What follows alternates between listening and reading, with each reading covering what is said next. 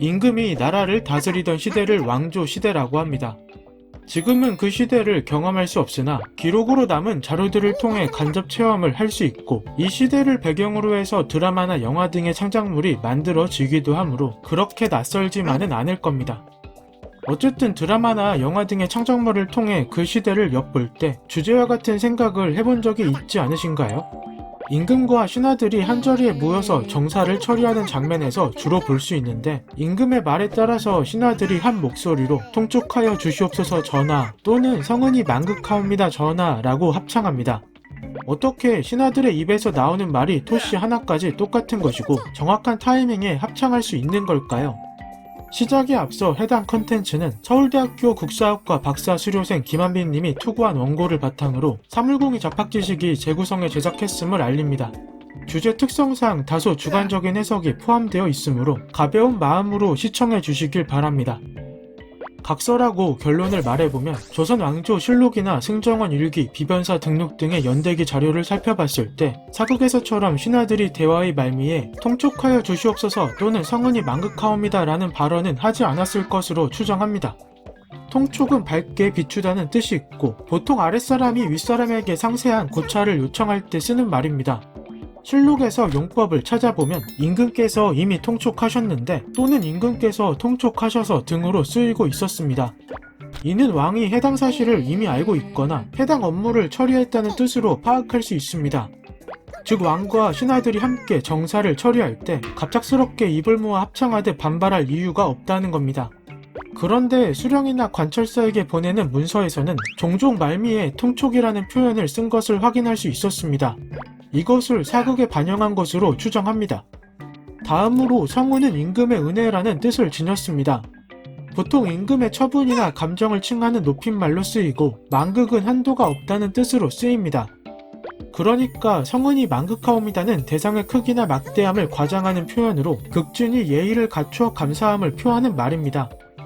이 말은 실록에서 전하의 만극한 은혜를 입어서나 성은이 만극하다 등으로 자주 쓰였습니다. 하지만 이 표현을 사극에서처럼 발언의 말미에 쓰인 기록은 찾을 수 없었습니다. 연대기 자료를 살펴봤을 때 왕과 신하들이 정사를 처리하는 방식은 신하가 상소를 보고하거나 신하 또는 왕이 제안할 때 논의가 시작됩니다. 제안은 왕이 먼저 하는 편이고, 이에 신하들이 의견을 개진하거나 상대방의 의견을 논박하고 중간중간 임금도 참여합니다.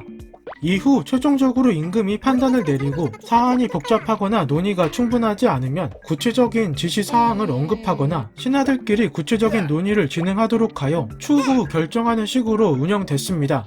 이런 시스템으로 운영됐기에 통촉하여 주시옵소서 또는 성은이 만극하옵니다 라는 말은 사용하지 않았을 겁니다. 무엇보다 왕이 결정을 내렸는데 신하들이 감히 왕의 결정에 동의 또는 반대하는 것이 시대 상황에 어울리기가 어렵습니다. 적어도 반대를 하는 상황이었다면 이유를 함께 언급했어야 그나마 괜찮겠으나 이유도 말하지 않고 반대하는 것은 어렵습니다. 그렇다면 사극에서는 왜 이러한 표현을 썼을까요? 사극의 극적 긴장감을 높이고 대화체 형식을 유지하기 위해 각색했다는 것을 가장 합리적인 이유로 생각해 볼 수 있습니다. 앞서 알아본 시스템대로 정사를 처리하고 왕이 그렇게 한다고 결정했을 때 논의가 그대로 끝나버리면 당연히 재미가 없었을 겁니다. 그나마 연대기 자료에서 많이 볼 수 있는 통촉과 성은, 만극 등의 표현을 활용해서 의견을 논박하는 장면을 연출한다면 흥미진진하게 연출할 수 있고, 실제 이러한 장면에서 재밌는 장면이 많이 나오기도 했습니다. 그리고 재밌는 사실을 발견했는데, 왕조 시대를 배경으로 제작한 옛날 영화를 보면 이러한 표현들을 사용하지 않았다는 겁니다. 대표적으로 1961년에 개봉한 연산군 장안삼호편이라는 영화가 있습니다. 이 영화에서 연산군이 신하들에게 패비 윤씨의 추존을 요구하는 장면이 있었는데, 이때 신하들은 아무 말도 하지 않고 꾸벅거리기만 합니다. 또한 1962년에 개봉한 폭군연산 복수쾌거편이라는 영화를 보면 통촉하여 주시옵소서 또는 성은이 만극하옵니다 라는 대사가 들어갈 만한 장면이 두 곳이 있었습니다. 연산군이 신하들에게 퇴정 명령을 할 때와 중종이 등극하고 명령을 내릴 때로 1962년에 개봉한 이 영화 속 신하들은 그냥 내라고 대답하는 것이 전부였습니다. 그래서 실제 영화를 보면 상황이 그렇게 극적으로 보이지 않습니다.